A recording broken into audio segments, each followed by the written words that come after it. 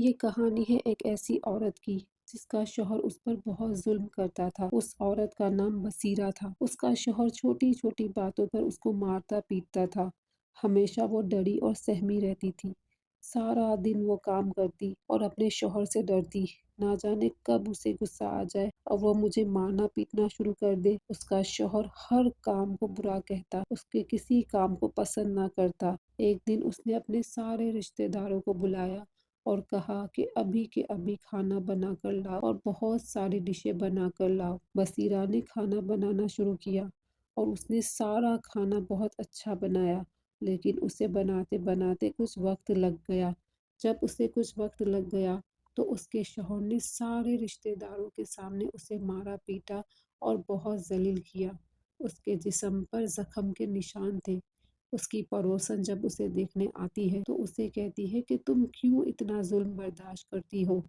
ظلم برداشت کرنا بھی ایک گناہ ہے۔ بصیرہ کی پڑوسن اس سے کہتی ہے کہ ہمت کرو اور کچھ بھی کر کے یہاں سے بھاگ جاؤ، تمہارے شوہر کی تو عادت بن گئی ہے، وہ انسان نہیں جانور ہے، وہ روز ہی تمہیں مارتا پیٹتا ہے، تم تو انسان ہو اور عقل مند بھی ہو، یہاں سے بھاگ جاؤ، کوشش کرو کہ یہاں سے نکل جاؤ، کیونکہ تمہارا شوہر تمہیں مارتا پیٹتا رہے گا اور ایک دن اسی طرح سے تم مر جاؤ گی۔ یہاں سے نکلنے کی کوشش کرو اور چلی جاؤ یہاں سے۔ وہ عورت ہمت کرتی ہے اور سوچتی ہے کہ اب میں یہاں سے چلی جاؤں گی۔ رات ہوتے ہی جب اس کا شوہر بے سود سویا ہوا ہوتا ہے تو وہ اپنی چھوٹی بچی کو لے کر وہاں سے بھاگ جاتی ہے۔ بھاگتے بھاگتے وہ بس اسٹیشن تک پہنچ جاتی ہے۔ اس سے یہ ڈر ہوتا ہے کہ اس کا شوہر اپنے بدمعاش دوستوں کے ساتھ اسے ڈھونڈ رہا ہوگا، اسی لیے وہ بہت تیزی سے بھاگتی ہے۔ جب وہ بس اسٹیشن پہ پہنچتی ہے تو وہاں بس کی ٹکٹ لے کے بس میں بیٹھ جاتی ہے، پر اس کے پاس کھانے کے لیے کچھ نہیں ہوتا۔ اس کی چھوٹی بیٹی بھوک سے رو رہی ہوتی ہے۔ بس میں موجود ایک عورت اسے ایک سیب دے دیتی ہے۔ وہ سیب دیتی ہے اور کہتی ہے کہ اپنی بیٹی کو کھلا دو۔ بصیرہ کچھ حصہ سیب کا اپنی بیٹی کو کھلا دیتی ہے اور باقی بچا ہوا سیب وہ بس کی کھڑکی سے پھینک دیتی ہے۔ جس زمین پر وہ سیب کا ٹکڑا گرتا ہے وہ زمین مٹی دار ہوتی ہے۔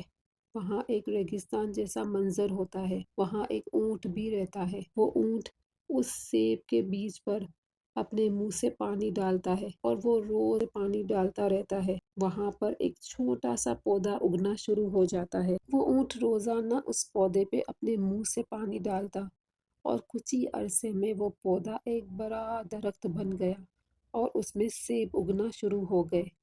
وہ اونٹ ایک نیک اونٹ تھا۔ وہ ہر وقت پودے کی حفاظت کرتا اور ہمیشہ وہ آسمان کی طرف دیکھتا، مانو کہ وہ جیسے اللہ تعالیٰ کا شکر ادا کر رہا ہو۔ بصیرہ اپنی بیٹی کو لے کر ایک بستی میں چپ چپا کر رہ رہی ہوتی ہے کہ اسے پتہ چلتا ہے کہ اس کا شوہر اسے ڈھونڈ چکا ہے۔ وہ اسے ڈھونڈتے ڈھونڈتے اس بستی میں پہنچ جاتا ہے۔ بصیرہ کو جب یہ پتہ چلتا ہے کہ اس کا شوہر اسے پکڑ لے گا تو وہ وہاں سے بھی بھاگ جاتی ہے۔ وہ وہاں سے بھاگتے بھاگتے اسی ریگستان میں پہنچ جاتی ہے جہاں وہ سیب کا درخت ہوتا ہے۔ اس سیب کے درخت کے پیچھے وہ چھپ جاتی ہے۔ وہاں اسے ایک اونٹ نظر آتا ہے اور اونٹ جب بصیرہ کو دیکھتا ہے تو وہ پہچان لیتا ہے کہ یہ تو وہی عورت ہے جس نے بس سے سیب کا ٹکڑا پھینکا تھا۔ وہ عورت ریگستان میں ایک جھونپڑی بنا کر رہنے لگتی ہے۔ اونٹ ہمیشہ اس جھونپڑی کے آس پاس رہتا ہے، ان دونوں ماں بچی کی حفاظت کرتا ہے اور اسی طرح سے وقت گزرتا جاتا ہے۔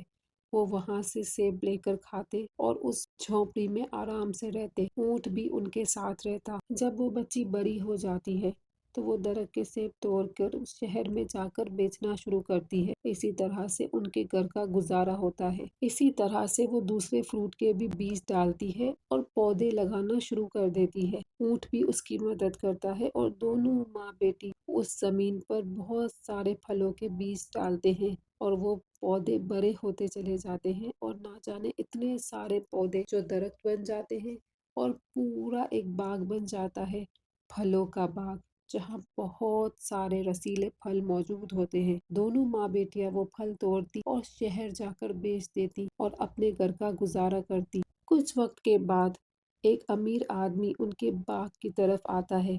جب وہ ان کا پھلوں کا باغ دیکھتا ہے تو وہ اس باغ کو دیکھ کے بہت خوش ہوتا ہے، اسے وہ باغ بہت پسند آتا ہے۔ وہ کہتا ہے کہ مجھے آپ کا یہ باغ چاہیے۔ تو بصیرہ کہتی ہے کہ یہ باغ تو ہم نے بڑی محنت سے بنایا ہے، نہ جانے کتنے سال گزر گئے ہمیں اس باغ کو بناتے بناتے۔ وہ شخص کہتا ہے کہ آپ جتنی قیمت مانگیں گی میں اس باغ کی قیمت دینے کے لیے تیار ہوں۔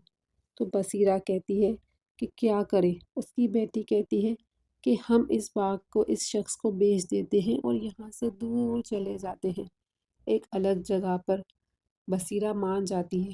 بصیرہ کہتی ہے کہ ٹھیک ہے، آپ ہمارا یہ باغ لے لیجئے اور جو قیمت دینا چاہتے ہیں دے دیں۔ وہ شخص کہتا ہے کہ میں باغ تو خرید ہی لوں گا، لیکن باغ کو سنبھالنے والی لڑکی تو مجھے آپ کی بیٹی ہی چاہیے۔ کیا آپ کی بیٹی میرا باغ سنبھالے گی؟ تو بصیرہ پریشان ہو جاتی ہے کہ آپ کہنا کیا چاہتے ہیں؟ تو وہ شخص کہتا ہے کہ باغ کو سنبھالنے کے لیے مجھے آپ کی بیٹی چاہیے اور میرا گھر سنبھالنے کے لیے بھی مجھے آپ کی بیٹی چاہیے۔ اس باغ کی مالکن تو وہی ہے اور میرے گھر کی بھی مالکن وہی بنے گی۔ مجھے آپ کی بیٹی بہت پسند ہے، آپ میری شادی اس سے کروا دیں۔ بصیرہ اپنی بیٹی کی شادی اس امیر شخص سے کروا دیتی ہے اور اسی طرح دونوں ماں بیٹی بہت خوش رہتی ہیں اور اچھی زندگی گزارتی ہیں۔ اسی لیے کہتے ہیں کہ کبھی کبھی انسان کی ہمت ہی انسان کے ساتھ ہوتی ہے اور کچھ نہیں۔